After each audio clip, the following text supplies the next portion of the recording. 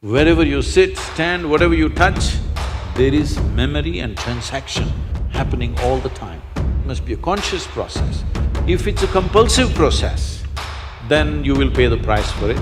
It is not that this is sin, that is sin. The question is, what is your priority in your life?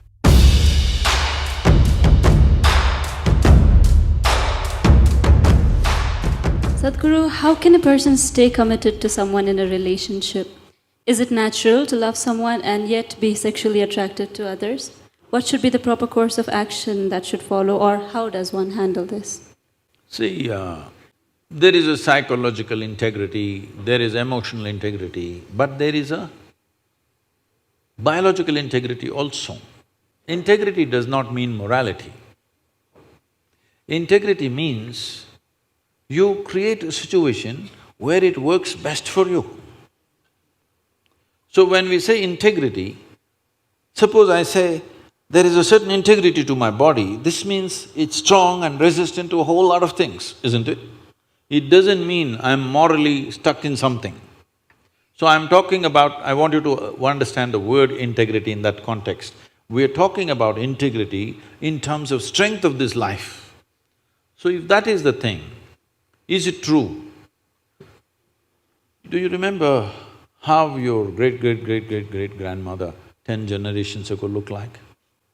Do you remember? No. But her nose is sitting on your face. Yes or no? Body remembers, isn't it? Body remembers your forefathers 1,000,000 years ago. Yes or no? So what you're calling as my body is a heap of memory, isn't it so? Yes. Memory or no? See, now from Nepal you came to Shillong, you eat a lot of this Meghalaya food, your features won't change because your body remembers what is your genetics, no matter what. Or you start eating, let's say, cow's food or dog's food, your body will not get confused and become a dog or a cow because there is evolutionary memory in this. Do what you want, it never gets confused, isn't it? You start thinking I'm a dog and start barking like one, still the body won't change. Yes or no? Mentally you can, but body has such a deep-rooted memory. So this entire body, what you have, is essentially a certain integrity of memory. If that loses that memory integrity, then you will see it will become vulnerable to so many things. Now, the nature of the body is such that anything that you touch with a certain level of involvement will naturally absorb that memory. Not mentally, physically it'll absorb that memory. Traditionally in this culture we call this runanubandha. You heard of such a word? Runanubandha. What this means is physical memory that you gather.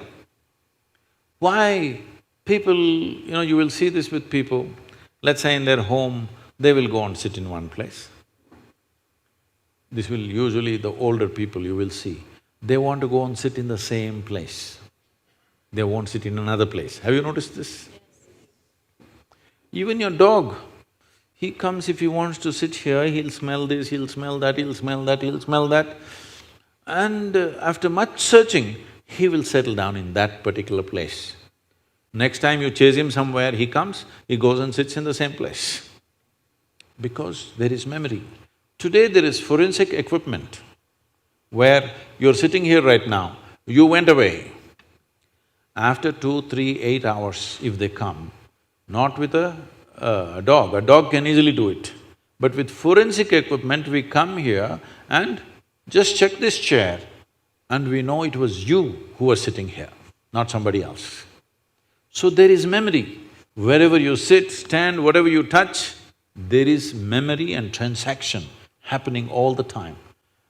Well, you come from Nepal, in India also it's very much there, in south is very strongly there, north maybe it's become weakened.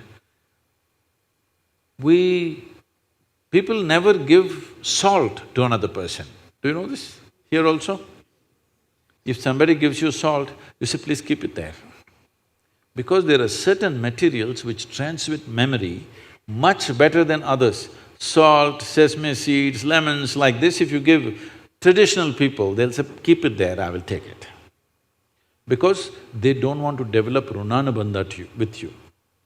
Now, in India, if you see older generation of people, if you try to shake their hands, they'll do like this, because they don't want to get runanabandha with you. Because the idea is to keep the integrity of your body's memory in such a way that it doesn't become vulnerable to other things, that you become a very integrated life.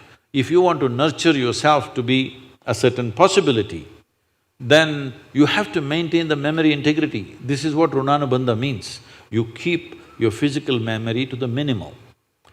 A sexual interaction is something where a huge amount of memory is taken from one to the other. So, always, not in this society, everywhere else, forever people saw the advantage of keeping that memory to the minimal. If you make that memory very complex, you will see to be at ease will become very difficult after some time. There will be pleasure, but there will be no joy in your life. You can observe people, don't go by what I'm saying. You can observe people, they will have pleasure, they will giggle all the time, but you look at them, there is no joy in them, there's no ease. Because the ease will go away with excessive memory. This is not only with sexuality, there are many other things that you do like this. Right now you see this very much in the Western societies. Wherever I go, especially in America, people will come, Sadhguru, where is my hug? I say, it must be with you. Why is it with me? It is not like at a certain moment when you feel close to somebody, you hug them. It's like all the time you have to touch people. Because today's psychiatrists are analyzing these things and saying that is because they've not been sufficiently touched by their mothers and parents at an early age. When they grow up, they're desperately longing to touch somebody all the time. All these things have a serious impact on one's life. How much physical contact when the child is born, this will determine how much physical contact they will long for later on.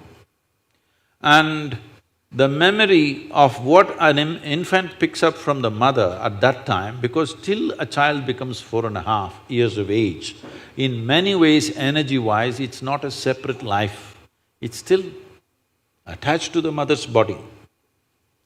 Actually, if by nature if people go till then, they must be drinking the mother's milk and connected up to 4.5 years, that's how naturally it was. So, the energy doesn't mature. At that time, more and more memory that you get from the mother is better and better to strengthen this.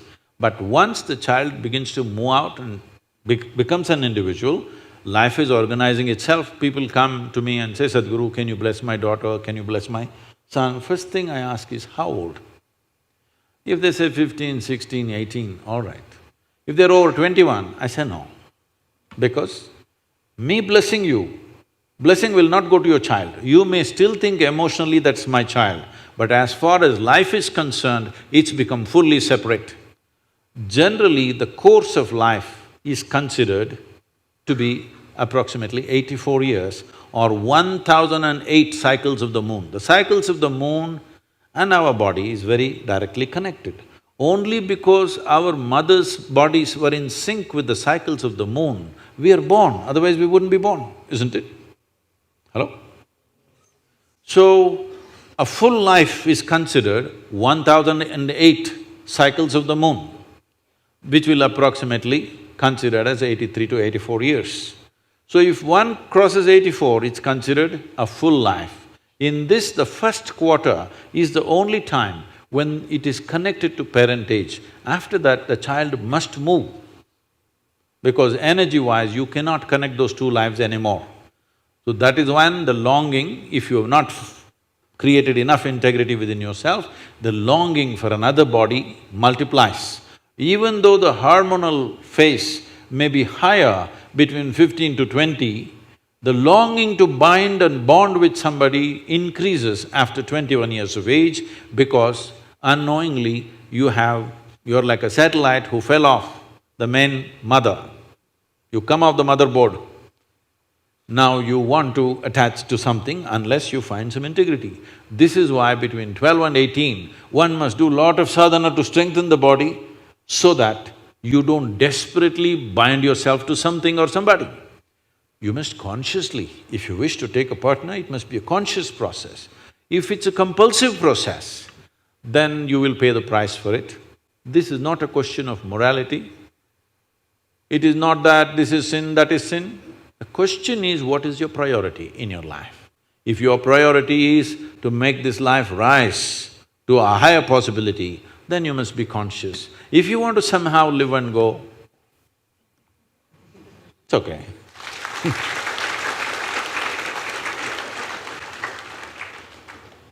Thank you, Sadhguru. I'm sorry if I discouraged You just answered my question, Sadhguru. Thank you so much for that.